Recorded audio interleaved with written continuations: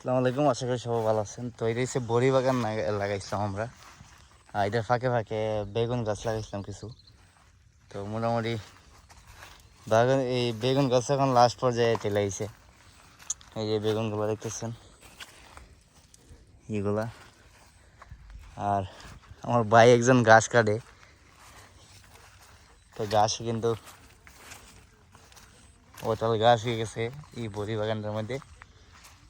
এখন চাইতেছি বাগানে ওষুধ মারি দিব, মনে হয় পুরো গাছ এসে জ্বালাই দিব, একমাত্র বড়ি গাছ থাকবে কি।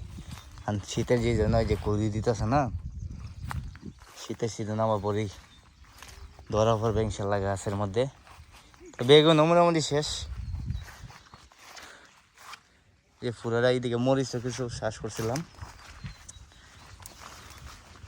তো 12 মায়া মরিচ কি মরিচও শেষ পাওয়া যায়। এই যে মরিচ দেখছেন, তো কালো কালো মরিচ, কালো কালো মরিচ। তো আর এইদিকে লাগাইছিলাম তো পেঁপে গাছ, মরিচ আছে, পেঁপে গাছও আছে। তো আমাদের বাগানটা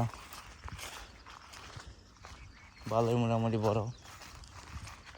তো এখানেও আমাদের এদিকে 42 শতকে হয় 1 কেয়ার, আর অন্য দিকে তো 37 শতকে হয়। তো আমরা হবিগঞ্জের মধ্যে 42 শতকে 1 কেয়ার হয়।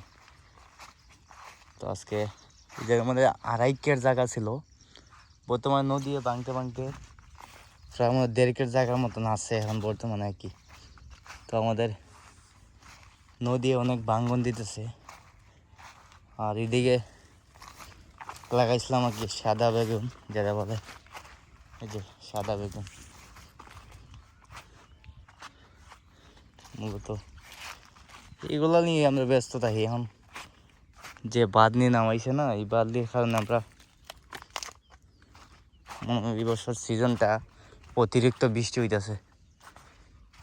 এই বৃষ্টির কারণে আমরা খুব কষ্টকর মধ্যে আছি, না পারতেছি কোনো কাম করতে, না পারতেছি কোনো কুশাসার কোনো হাত দিতে। তো পেঁপে গাছ লাগাইছিলাম, এদিকে পেঁপে গাছ হয়ে গেছে। তো ভালো থাকবেন, সুস্থ থাকবেন, দেখা হবে পরবর্তী ভিডিওতে। আসসালামু আলাইকুম।